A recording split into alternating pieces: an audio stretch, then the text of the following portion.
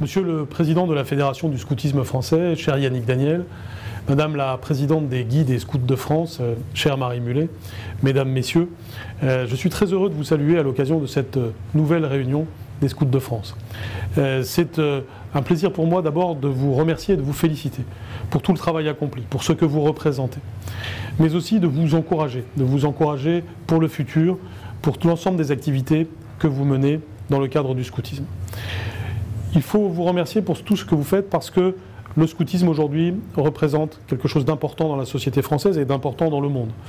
Il est important de voir qu'aujourd'hui, dans l'ensemble des sociétés que l'on peut regarder, le scoutisme est très populaire et correspond à des valeurs non seulement du XXe siècle, qui est le siècle qui a vu naître le scoutisme, mais aussi du XXIe siècle.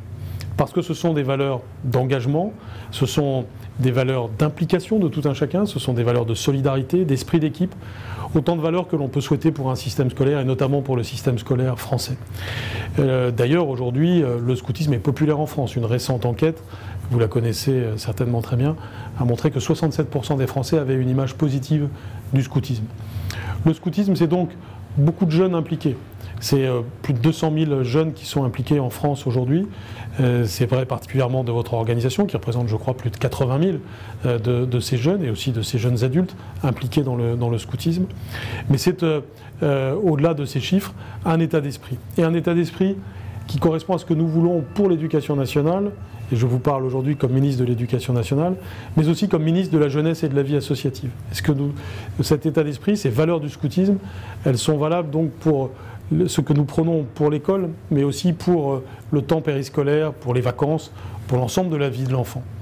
Parce que dans ce XXIe siècle, qui va être de plus en plus technologique, nous avons besoin à la fois d'un contact avec la nature, d'un contact avec la culture, du type de celui que vous prenez, pour que les enfants aient à la fois des racines et des ailes. Et c'est ce que vous leur donnez par les activités que vous développez.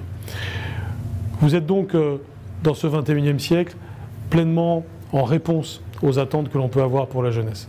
C'est pourquoi vous pouvez compter sur moi pour vous soutenir, à la fois pour que vous ayez le cadre juridique, administratif, qui vous permette de vous déployer. Je tiens d'ailleurs à signaler que la circulaire Travel de la Commission, qui s'applique dans bien des domaines, n'aura pas de conséquences sur votre activité, n'aura pas à s'appliquer de façon contraignante pour les activités qui sont les vôtres.